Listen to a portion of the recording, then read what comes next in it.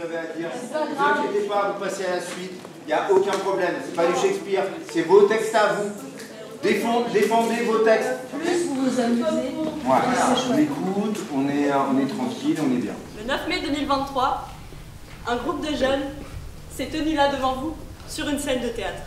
Ils se sont posé des questions, ils n'ont pas trouvé de réponse. Ils ont exploré ce qu'il leur restait de l'école et comment ils auraient voulu la transformer.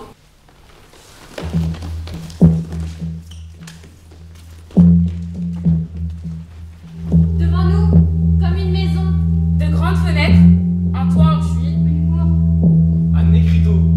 Et école, ouais, école. on cherche des traces. On imagine des rires, des présences passées. Celles et ceux qui étaient là pour apprendre. Vous, c'est quand la dernière fois que vous vous êtes bien sentis en classe? Moi, je m'en rappelle, c'est quand, avec notre prof d'histoire géo, on avait travaillé sur la Révolution française. De nos jours, le respect à l'école a pratiquement disparu. Certains élèves se sentent supérieurs, surtout vis-à-vis des professeurs, et n'ont aucun respect en eux-mêmes. Il faudrait déjà que les profs nous respectent eux aussi. Commence par les respecter, tu auras du respect en retour.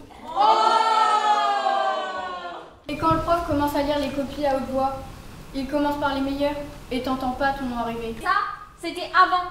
Et nous, ici, on va faire autrement.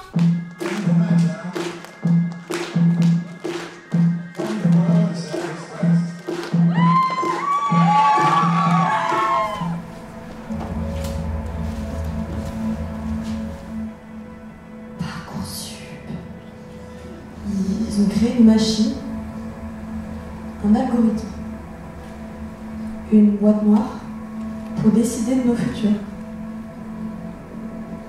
Je vous jure que c'est vrai.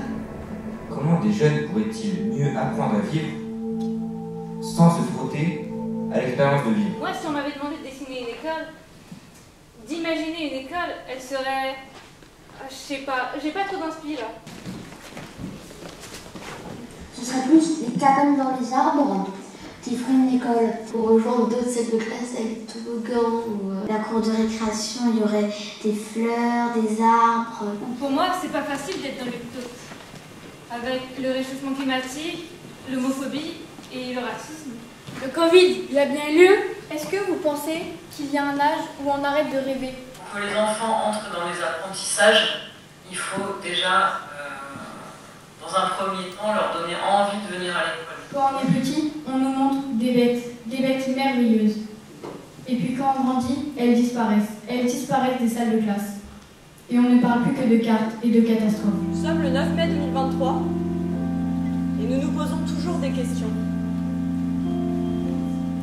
C'est comment l'école pour vous? Vous imaginez comment l'école?